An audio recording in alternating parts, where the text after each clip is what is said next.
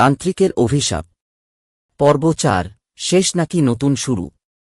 ধুলোমালা মিলিয়ে গেলে গ্রামবাসীরা দেখল পুরো মন্দির পুরোপুরি ধসে গেছে। চারপাশ নিস্তব্ধ, শুধু মাটির নিচ থেকে ধোঁয়া বেরোচ্ছে।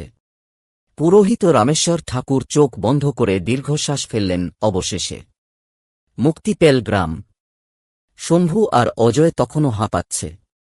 তারা বিশ্বাস করতে পারছিল না যে এত বড় একটা বিপদ থেকে তারা বেঁচে গেছে।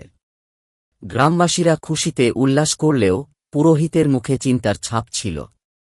তিনি নিচু স্বরে বললেন, তান্ত্রিক নিজেই বলেছে যতদিন এই মন্দির থাকবে সে ফিরে আসবে। এখন মন্দির ধ্বংস হয়েছে, কিন্তু তার আত্মা কি সত্যিই বিলীন হয়েছে? কেউ এই প্রশ্নের উত্তর দিতে পারল না। এরপর কিছুদিন শান্ত ছিল গ্রাম। রাতে আর কেউ অদ্ভুত আওয়াজ শুনত না, বাঁশবনের ছায়ায় আর কোনো আগুনে চোখ জ্বলজ্বল করত না। শম্ভু আর অজয় ধীরে ধীরে স্বাভাবিক জীবনে ফিরে যেতে লাগল।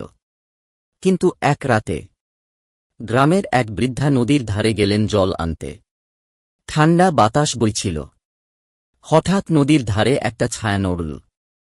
কে কে ওখানে? কোনো উত্তর এল না। তখনই একটা গম্ভীর গলা ফিসফিস করে উঠল, আমি তো বলেছিলাম আমি ফিরে আসব। বৃদ্ধার মুখ দিয়ে এক শব্দ বেরোল না।